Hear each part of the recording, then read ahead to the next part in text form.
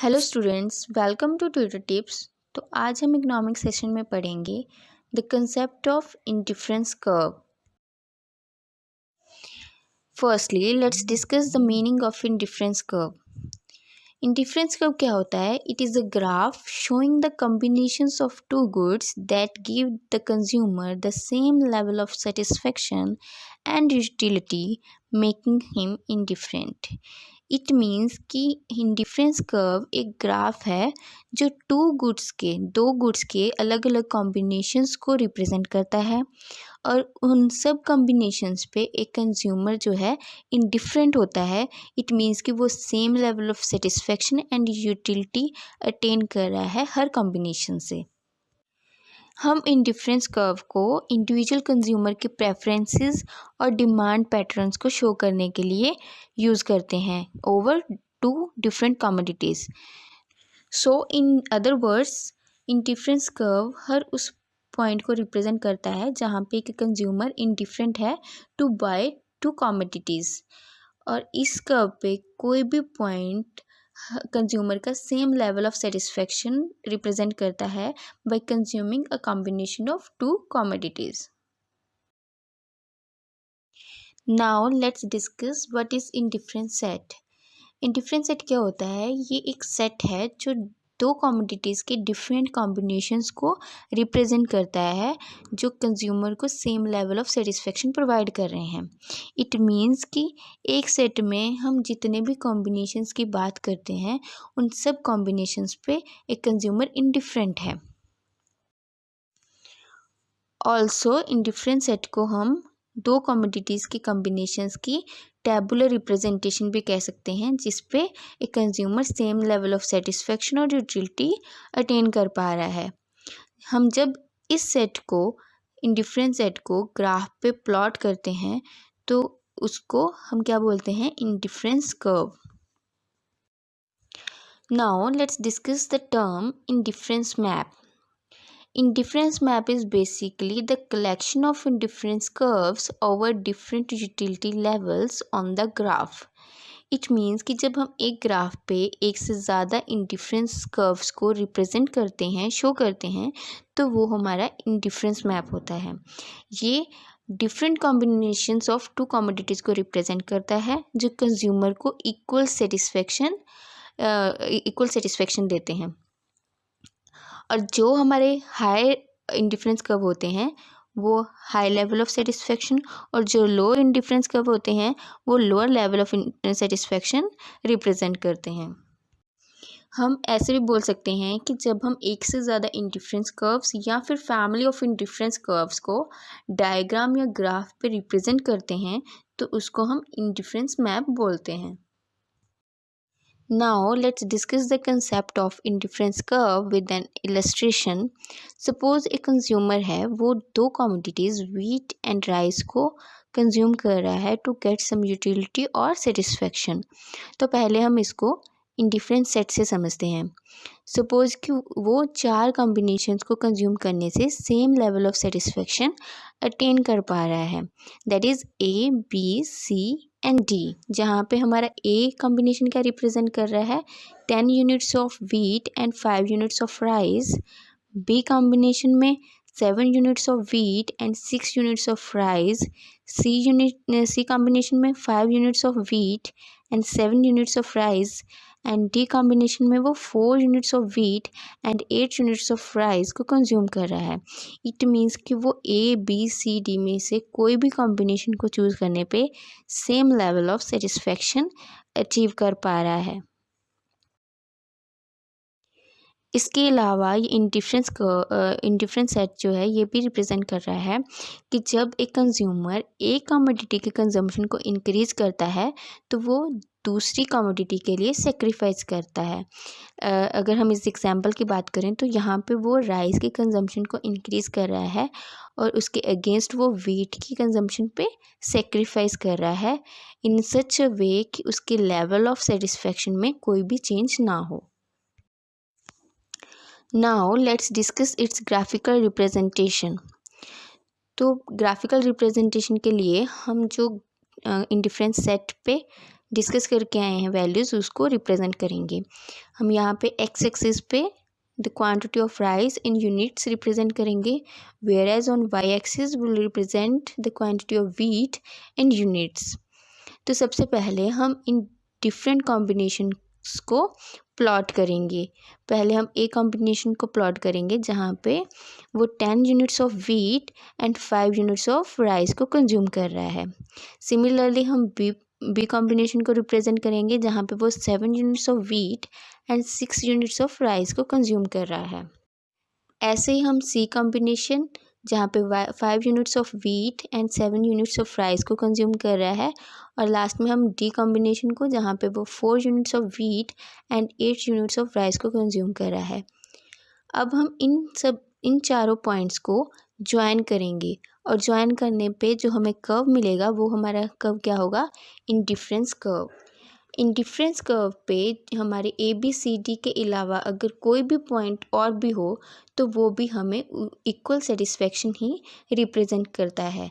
It means कि indifference curve उन सभी कॉम्बिनेशंस को रिप्रेजेंट कर रहा है राइस और व्हीट के, जो कंज्यूमर को इक्वल सेटिस्फेक्शन प्रोवाइड कर रहे हैं। इसलिए इस कर्व को हम आइसो यूटिलिटी कर्व भी बोलते हैं। Now let's discuss some properties of indifference curve. First is indifference curve slopes downward. इसका मतलब ये है कि इंडिफरेंस कर्व हमेशा डाउनवर्ड स्लोपिंग होता है from left to right. It represent कि इसकी स्लोप हमेशा नेगेटिव होती है। This is because of the assumption कि कंज्यूमर जब एक कमोडिटी की कंजम्पशन को इंक्रीज़ करता है तो वो उसको दूसरी कमोडिटी की क्वांटिटी पे सेक्रीफाइस करना पड़ता है ताकि उसकी जो सेटिस्फेक्शन वह है डिफरेंट कॉम्बिनेशंस पे वो सेम रह सके।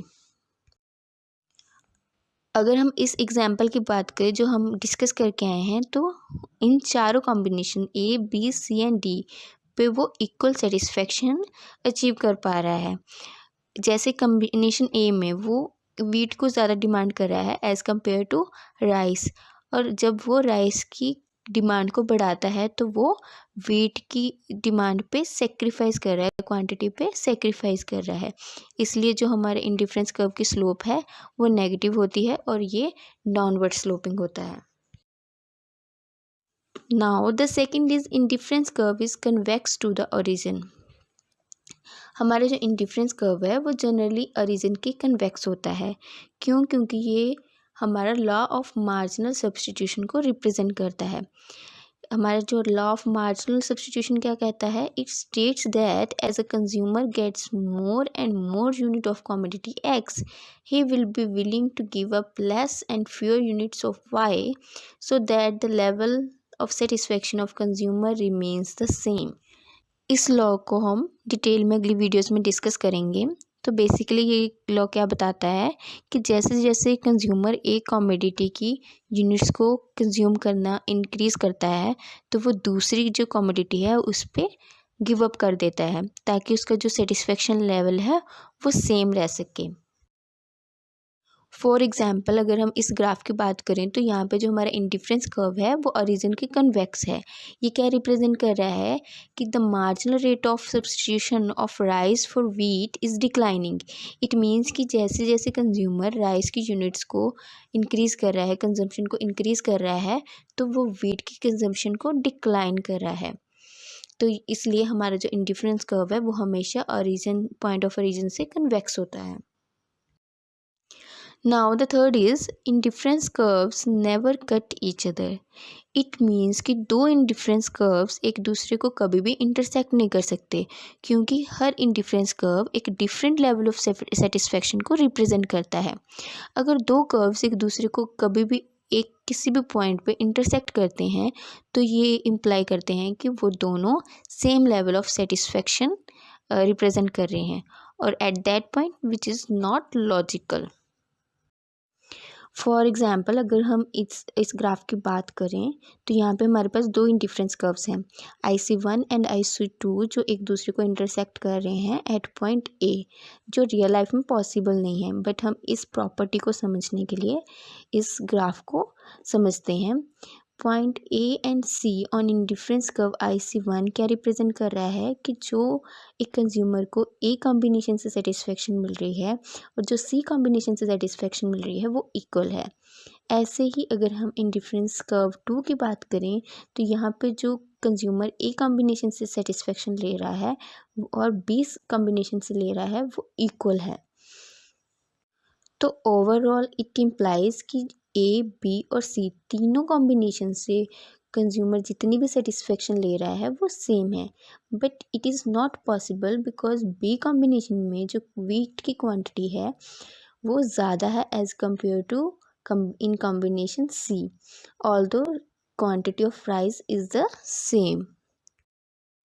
तो इट मीन्स कि अगर कोई भी कर्व हमारी इक्वल सेटिस्फेक्शन को रिप्रेजेंट करता है तो वो उस दूसरे कर्व को कोइंसाइड करेगा, ना कि intersect. Now the fourth is higher indifference curve represent more satisfaction. अगर हम इंडिफरेंस मैप की बात करें तो जहाँ जितना हायर होगा हमारा इंडिफरेंस कर्व वो उतनी ही ज़्यादा सेटिस्फेक्शन को रिप्रेजेंट करेगा, वेयर एज जितना लोअर इंडिफरेंस कर्व होगा वो कंज्यूमर की लो सेटिस्फेक्शन को रिप्रेजेंट करता है। नाउ अगर हम इस ग्राफ की बात करें तो यहाँ पे हमारा जो IC2 कर्व है वो हायर है। इट मीन्स कि यहाँ पे हमारे जो कंज्यूमर है उसकी सेटिस्फेक्शन ज़्यादा हो रही है एज़ कम्पेयर टू IC1, क्योंकि IC1 हमारा क्या है लोअर इंडिफरेंस कर्व और यहाँ पे जो कंज्यूमर है उसकी सेटिस्फेक्शन लेवल भी लो होगा। क्यों? क्योंकि जो पॉइंट बी है हमारा इंडिफरेंस कर्व 2 पे वो रिप्रेजेंट कर रहा है कि अब हमारी जो पिछली इंडिफरेंस कर्व पे डिमांड थी या कंजम्पशन थी वो अब बढ़ गई है, तो ऑब्वियसली उसकी सेटिस्फेक्शन भी बढ़ेगी, क्योंकि पहले वो सिर्फ 1 यूनिट ऑफ राइस को कंज्यूम कर पा रहा था, अब वो राइस की कंजम्पशन बढ़ के कितनी हो गई है 2 यूनिट्स। इट मीन्स उसकी जो सेटिस्फेक्शन लेवल है वो इंक्रीज़ हुआ है। So it is very clear that a higher indifference curve implies higher level of satisfaction, whereas a lower indifference curve implies low level of satisfaction. Now the fifth is indifference curve neither touches x-axis or y-axis. क्योंकि हमारे जो इजम्पशन है indifference curve में हम ये इजम्पशन लेके चलते हैं कि consumer combination of two commodities को कंज्यूम कर रहा है, तो इसलिए इंडिफरेंस कर्व कभी भी एक्स या फिर वाई एक्सिस को टच नहीं कर सकता, क्योंकि अगर इंडिफरेंस कर्व कभी भी किसी भी एक्सिस को टच करेगा इट इज़ एज्यूम्ड कि वो एक ही कमोडिटी की डिमांड कर रहा है और दूसरी कमोडिटी की डिमांड क्या है ज़ीरो। एक इंडिफरेंस कर्व वाई एक्सिस को कभी तभी टच कर सकता है जब वो वाई एक्सिस मनी को रिप्रेजेंट कर रही हो instead of any commodity. For example अगर हम इस ग्राफ की बात करें तो अगर हम एक्स एक्सिस पर राइस और वाई एक्सिस पर मनी को रिप्रेजेंट करते हैं तभी हमारा जो इंडिफरेंस कर्व है वो वाई एक्सिस को टच कर सकता है।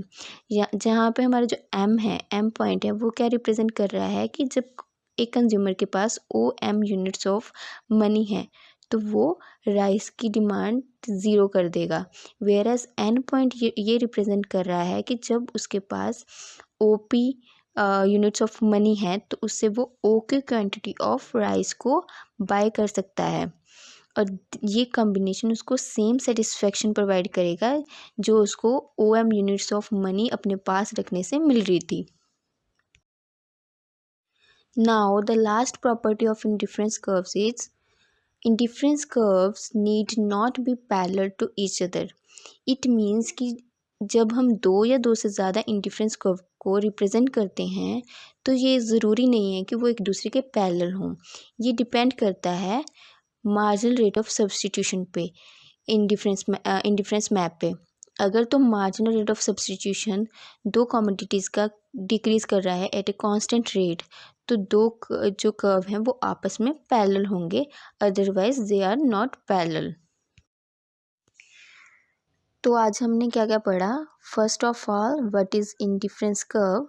It is a graph showing the combinations of two goods that give the consumer the same level of satisfaction and utility, making him indifferent. Then indifference set, it is a set of combination of two goods offering the same level of satisfaction to the consumers. Indifference map, the collection of indifferences curves over different utility levels on the graph is known as the indifference map. Then the properties of indifference curves. First, indifference curve slopes downward. Second is indifference curve is convex to the origin. Third is indifference curves never cut each other. Fourth is higher indifference curve represents more satisfaction. Fifth is indifference curve neither touches x-axis or y-axis. Sixth and last, indifference curve need not be parallel to each other.